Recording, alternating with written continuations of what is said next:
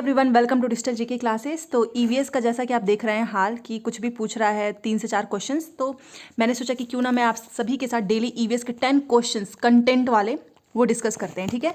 और आप बताना कि इस 10 क्वेश्चंस में से आपने कितना अपने मन से किया है, अपने मार्क्स जरूर बताइएगा। एंड जो लोग नए आए हैं तो प्लीज़ चैनल को सब्सक्राइब कर लीजिए और वीडियो पसंद है तो लाइक कर देना, क्योंकि ये सब कुछ आप सभी के लिए एक छोटी सी एक मेहनत है। तो चलो स्टार्ट करते हैं। और टेलीग्राम में अगर आप जुड़ना चाहते हैं तो उसका लिंक भी मैंने कमेंट बॉक्स में पिन कर दिया है।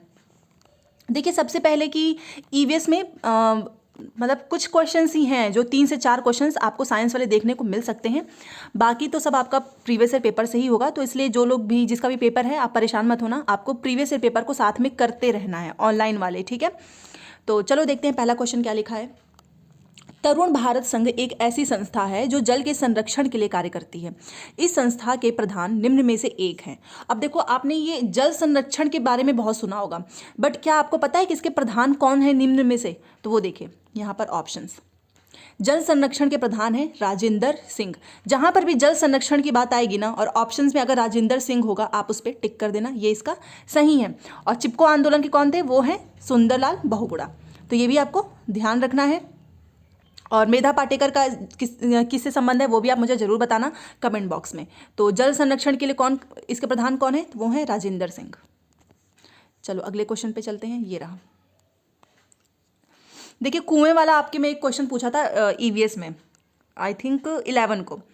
तो आपको ये ध्यान में रखना है क्योंकि जल से क्वेश्चंस आएगा ही। सबसे पहले लिखा है कि भूमिगत जल के स्तर की क्षीणता का मुख्य कारण क्या है। वहां देखो, मैंने आपसे क्या बोला, प्रीवियस ईयर पेपर से उठाया था। भूमिगत जल की जगह पे उसने कुआं कुछ भी वो लोग लिख सकते हैं, बाकी सब कुछ सेम रहेगा। तो इसका मुख्य कारण क्या है? क्या वर्षा का कम होना है? भूमिगत जल मतलब जो ग्राउंड वाटर है, ग्राउंड वाटर का जो ग्राउंड वाटर लेवल है वो कम हो रहा है। क्यों? क्या वो वृक्षों के आवरण की वजह से, या फिर सिंचाई हेतु ट्यूबवेल तथा हाथ के पंपों का उपयोग होना, या फिर नदियों का रुख बदल रहा है तथा बांध बनाए जा रहे हैं? आप खुद सोचिए। इंग्लिश वाला भी एक बार दिखा देती हूँ। यहाँ पर देखिए, मेन रीजन क्या है?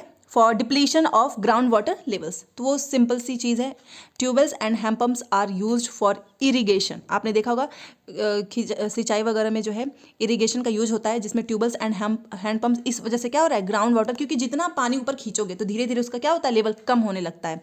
So option number 3। बाकी चीज़ें नहीं है कि आप यहाँ पर देखिए, वर्षा का कम होना नहीं है और ना ही वृक्षों का आवरण कम होना, ये है सिंचाई हेतु ट्यूबवेल तथा हाथ के पंपों का उपयोग होना। आपने देखा होगा गांव वगैरह में कि हम ट्यूबवेल से और हाथ के पंप सिंचाई जब इरिगेशन करते हैं उसमें बहुत ज़्यादा यूज़ होता है पानी का। यही इसका डिप्लीशन का मेन रीज़न है। Option number 3। अगला क्वेश्चन देखते हैं। ये रहा। अब ये देखिए, आपने देखा होगा अम्ल वर्षा के बारे में आप बहुत सुनते होंगे, और ये सब साइंस, देखो ईवीएस है ना, और ये सब कुछ साइंस से ही रिलेटेड है। ये जो भी मैं क्वेश्चंस आपको करा रही हूँ, इसलिए आप इसको ध्यान से देखिए। कई स्थानों पर अम्ल वर्षा जलीय विविधता को प्रभावित कर रही है। अम्ल वर्षा निम्न में से किन प्रमुख रसायनों के कारण होती है? अब ये क्वेश्चन पूछेगा तो आपको पता होना चाहिए कि अम्ल वर्षा जो है नाइट्रिक अम्ल तथा सल्फ्यूरिक अम्ल की वजह से होता है, ठीक है ना। याद रखना, इसको बोलते हैं सल्फ्यूरिक एसिड। तो अम्ल वर्षा का मेन रीजन क्या है? वो है नाइट्रिक अम्ल तथा सल्फ्यूरिक अम्ल। ये नाम याद रखो, बहुत बार पूछा हुआ है, इस बार आपको जरूर देखने को मिलेगा। चलो अब ये क्वेश्चन देखते हैं। इसका मैंने आपको बता दिया है ना। हाँ, ये देखिए, इसको देखते हैं कि धरती पर अलवण जल की उपलब्धता बहुत कम है। कुल उपलब्ध अलवण जल की निम्न में से किसमें सर्वाधिक प्रतिशत कुल अलवण जल की मात्रा है? एक बार इसको आप इंग्लिश में भी देख लो ताकि जो इंग्लिश वाले उनके लिए भी हो जाए इजी। देखिए, fresh water available on the earth is very little. आपको भी पता है 1% ही है फ्रेश वाटर, फिर भी कितना नुकसान होता है पानी का। Out of the total fresh water available which of the following, मतलब जितना भी फ्रेश वाटर टोटल में से केवल कितना है? बहुत ही कम है, बहुत कम मात्रा में है fresh water. Which of the following holds the maximum percentage of the total fresh water. आपको बताना इसमें से सबसे ज्यादा फ्रेश वाटर जो है मैक्सिमम परसेंटेज किसमें है, ये आपको सिंपल सा बताना है। तो किसमें है? ग्लेशियर्स में है। Option number 3 is right. तो 64 का क्या हो जाएगा? ग्लेशियर। धरती पर अलवण जल की उपलब्धता बहुत कम है, और कितना आपको बताना था? सर्वाधिक प्रतिशत कुल अलवण जल की किसमें है? तो ग्लेशियर में है। चलिए अगले क्वेश्चन पे। ये रहा ग्लेशियर, जिसको हिम नदी भी बोलते हैं। अब ये देखिए अगला क्वेश्चन, जल के विषय में कौन सा सही नहीं है। देखो जल वाला टॉपिक मैंने जानबूझ के रखा है क्योंकि बहुत पूछा गया है, अभी जो शिफ्ट हुए हैं ना उसमें जल से क्वेश्चंस बहुत आए हैं, तो सही नहीं है आपको बताना है। क्या जल एक सार्वभौमिक विलायक है? इसमें विभिन्न पदार्थों को घोलने की क्षमता है। जल का घनत्व 100 डिग्री सेंटीग्रेड पर सर्वाधिक होता है, या फिर पदार्थ की तीनों अवस्था में जल विद्यमान है। देखो जल एक सार्वभौमिक विलायक है, ये सही है। इसमें विभिन्न पदार्थों को घोलने की क्षमता भी होती है, और आपको पता है सॉलिड लिक्विड गैस तीनों अवस्था में जल विद्यमान है। आपको पता ही है ना, सॉलिड लिक्विड गैस में तीनों अवस्था में होता है। तो गलत क्या है? गलत है ऑप्शन नंबर 3, जल का घनत्व 100 डिग्री सेंटीग्रेड पर सर्वाधिक होता है। ये चीज इसमें गलत लिखा हुआ है। सो ऑप्शन नंबर 3 हमारा हो जाएगा राइट। अब ये देखते हैं 66 पे, सारे क्वेश्चंस मैं आप सभी को अच्छे से करा दूंगी आज। देखिए इसमें क्या लिखा है कि रीता अपने नौकरी वाले माता पिता, छोटे भाई, दादा दादी, चाचा एवं उनके परिवार के साथ रहती है। तो इस प्रकार की परिवार व्यवस्था को कहते क्या हैं? आपने देखा होगा कि आजकल न्यूक्लियर फैमिली जो है बहुत प्रचलन में है। इवन मोस्टली लोग न्यूक्लियर फैमिली, कुछ लोग जो है न्यूक्लियर फैमिली चाहते हैं, कुछ लोग ज्वाइंट फैमिली चाहते हैं। न्यूक्लियर फैमिली का जिसमें हस्बैंड वाइफ और केवल उनके बच्चे होते हैं, और ज्वाइंट फैमिली में आपको पता है कि सब लोग रहते हैं। तो सिंपल सी बात है, सब कोई रहेगा तो उसको संयुक्त परिवार, जिसमें परिवार के सभी सदस्य एक साथ रहते हैं। ऑप्शन नंबर 4 ठीक है। तो जहां पर भी माता पिता, छोटे भाई, दादा, मतलब समझ लो आपके चाचा चाची, दादा दादी सब एक साथ रहते हैं, उसको ज्वाइंट फैमिली बोलते हैं। और जहां पर केवल आप रह रहे हो, और आप मतलब जिसके केवल हस्बैंड वाइफ एंड उनके बच्चे रहते हैं, दादा दादी ये सब लोग इंक्लूड नहीं होते हैं, उसको बोलते हैं न्यूक्लियर फैमिली। तो ये भी आपको ध्यान रखना है, क्योंकि आजकल न्यूक्लियर फैमिली से भी क्वेश्चन बहुत पूछ रहा है। और इसका हो जाएगा हमारा ऑप्शन नंबर 4 ज्वाइंट फैमिली, क्योंकि सब उसके हैं।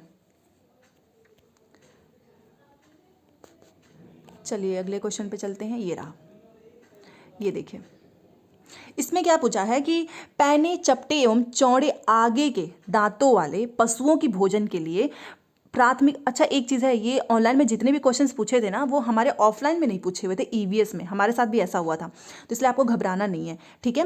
तो जो पैने होते हैं, कुछ चपटे टाइप के दांत होते हैं, आपने देखा होगा, चौड़े होते हैं आगे के दांतों वाले। पशुओं की भोजन के लिए प्राथमिकता भिन्न होती है। हाँ, उनकी प्राथमिकता भिन्न होगी ना। ये पशु निम्न में से कौन सी खाद्य संबंधी प्राथमिकता को चुनेंगे? तो सिंपल सी बात है, ये घास एवं साग को चुनेंगे। इसमें तो ज़्यादा सोचना ही नहीं है। और याद रखना, ऐसे दांतों की क्वालिटी वाले में कौन सा घास एवं साग, ऑप्शन नंबर 2।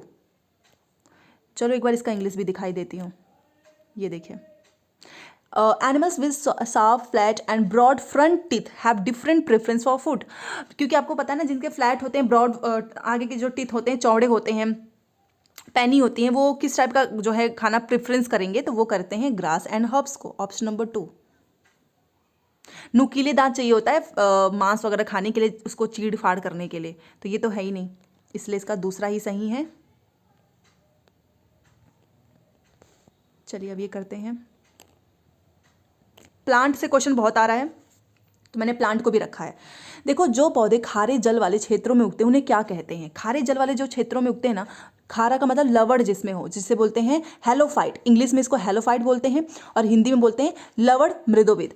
तो अगर आप खारा, ये तो सिंपल है, खारा भी अगर आप ध्यान में रखते हैं, क्योंकि खारा जिसमें होगा तो सिंपल सी बात है, उसमें लवड़ होगा ना, नमक जैसा, तो इसको बोलते हैं लवड़ मृदोविद हेलोफाइट, ऑप्शन नंबर 1। ये खारे जल वाले क्षेत्रों में उगते हैं। और खारा का मतलब एक बार देख लीजिए, नहीं तो देखिए, plants that can grow in areas that have saline water are termed as, मैंने अभी बताया ना, नमक जैसा, तो उसको बोलते हैं हेलोफाइट, सलाइन वाटर में होते हैं।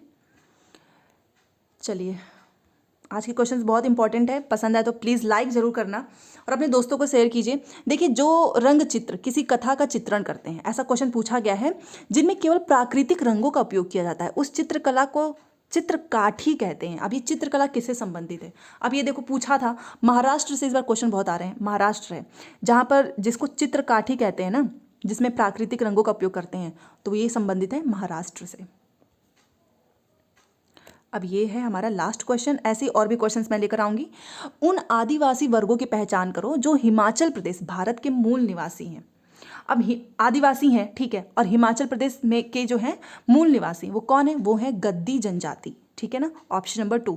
और एक चीज़ याद रखो, ये गौंड जनजाति के बारे में आप मुझे कमेंट बॉक्स में लिख कर बताइएगा, ठीक है। हिमाचल प्रदेश का मैंने बता दिया, गद्दी जनजाति, जो कि वहाँ के मूल निवासी हैं। तो ये थी आज की क्लास। आई होप आपको क्लास पसंद आई होगी। और भी दूसरे सब्जेक्ट से रिलेटेड कोई वीडियो चाहते होंगे तो कमेंट बॉक्स में लिख दीजिएगा। बस एक चीज़ याद रखो, ईवीएस चाहे कितना भी डिफरेंट हो जाए ना, 25 नंबर तो आप लेकर आ ही सकते हैं, ठीक है ना। 25 नंबर पे आपकी कमांड होनी चाहिए। मिलते हैं नेक्स्ट क्लास में। Thanks for watching.